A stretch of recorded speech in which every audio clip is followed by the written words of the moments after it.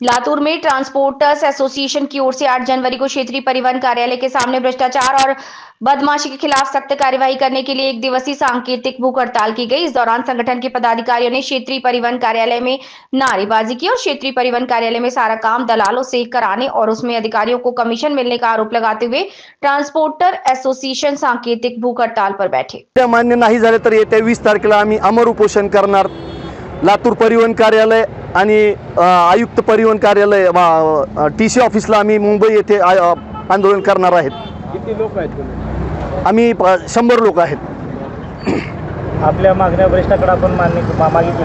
हो, गेल्या 6 महिन्यापासून आम्ही मागणी करतो त्यांना। ते उलट ते आम्हाला तुमच्यावर गुन्हे दाखल करेल, तुम्ही जास्त शांतपणा शिकवायची गरज नाही अशा प्रकारचे उत्तर देतात वरिष्ठ अधिकारी। कोण आहे, काय नाव आहे? विनोद चव्हाण साहेब म्हणून आहेत। ते सांगतात की मी खासदारांचा जावई आहे, माझं कोणी तर काही करू शकत नाही, तुम्ही नीट राहा, अशा वारंवार धमक्या ते देत आहेत। योग्यता प्रमाणपत्रासाठी आलेल्या गाड्यांना वरिष्ठ अधिकारी पाहणार असे म्हणून 8-8 तास उभा करून घेण्यात येत आहे। त्यामुळे आमचं नुकसान होतं आहे। विनाकारण ही क्युरी आहे, ती क्युरी आहे, तुला टायर नाही, अमुक नाही, तमुक नाही म्हणून 3-4 हजार रुपये घेतले जातात। त्यासाठी प्रादेशिक परिवहन अधिकारी साहेबांच्या दालनाबाहेर एक बळीराम शिंदे नावाचा ग्रस्त आहे, तो अधिकाऱ्याला भेटू देत नाही। तुमचं काय काम आहे, मी सेटलमेंट करून देतो अशी भाषा बोलतो। त्या कर्मचाऱ्याची हकालपट्टी झाली आहे।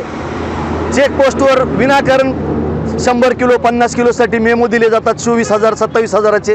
त्याची विचारणा करण्यासाठी गेलो असता माझ्यावर प्राणघातक हल्ला करण्यात आला। याचा जाब वरिष्ठाला विचारला तर वरिष्ठ अधिकारी म्हणतो की तुमचं जायची काय गरज आहे, याच्यासाठी आम्ही इथं उपोषणाला बसलो आहोत। नसणारे विद्यार्थी वाहतूक लातूर जिल्ह्यामध्ये अनेक दिवसापासून चालू आहे। आम्ही वारंवार सांगतोय की साहेब, परमिट धारक लोकांनी काय करायचं ते तुम्ही आम्हाला सांगणार कोण? परवा भातांगळी येथे जो ॲक्सिडेंट झाला, त्या ॲक्सिडेंटमध्ये त्या वाहतूकदाराकडे विद्यार्थी वाहतूक परवाना नव्हता। शासनाने त्याची कसलीही दखल घेतलेली नाही। यासाठी हे उपोषण आम्ही आज करत आहोत।